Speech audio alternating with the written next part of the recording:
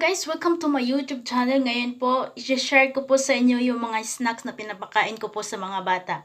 So ito po siya, Yogood snack bar.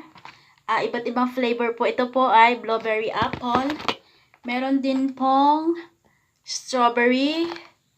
Then, meron yung chocolate drizzle. Ayan. And then, ito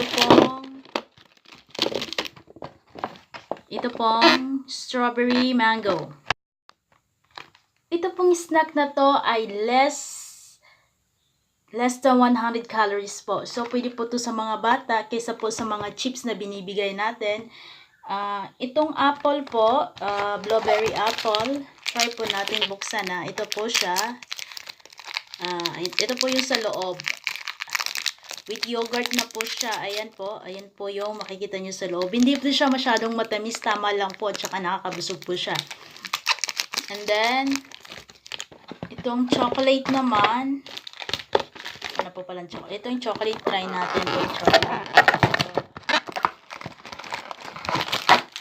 Ito po. Buksan po. Ito po yung chocolate po. Ito. Ito po siya sa loob. Itong chocolate po sa loob. Ito po, masarap po to. Mas gustong-gusto po to ng mga bata kaysa ibang flavor po. Tsaka, coated po siya ng yogurt. May yogurt po. Tsaka ito po yung cranberry mango. Maganda rin po to siya. I-try nyo po.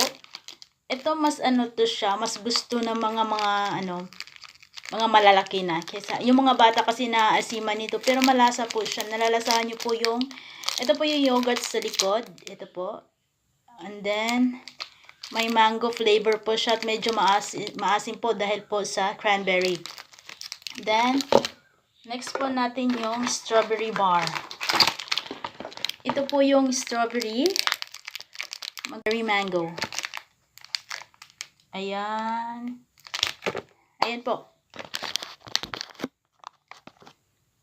Sa likod po mababasa nyo po dyan yung each delicious bar contains less than 100 calories. So, hindi po siya masyadong nakakatakot kainin. Making it fun with ideal choice as a light and guilt-free snack. So, okay lang po kahit nag-diet po tayo. Pwede po natin tong i-try kasi nakakabusog po talaga siya. Tsaka hindi ka po magi-guilty na, ay kumakain na naman po ako ng marami, tataba na naman po. So, ito at least po ito nakakabusog kahit 3 o 2 lang yung kainin mo, okay na po siya. And then, okay. Sana po i-try nyo po to. Meron po nito sa mga supermarket. Sobrang ganda po ng snacks na to. Para po sa mga bata, para hindi na po sila bibili ng mga salty snacks. Hindi po siya masyadong matamis, light lang po siya at crunchy po siya. Ito po, ito yan. Sana po ay i-try ninyo para po sa healthy snacks. Yan. Yan po mga mami, sana i-try nyo po yung bagong share ko na snacks na good snacks po siya. May pagka-sweet po siya pero hindi po siya ganun kesa sa ibang mga snacks. I-try nyo po. Meron po siya ditong, yan po, mababasa nyo po sa box na kung ano yung, doon. Ayan, guilt-free po siya. So, okay lang po kumain ng medyo madami-dami. Ayan po, mababasa nyo po dyan. Ayan. At saka pag, yung may mga fruits flavor po, siya, pag kinain mo talaga siya, malalasahan mo talaga yung prutas.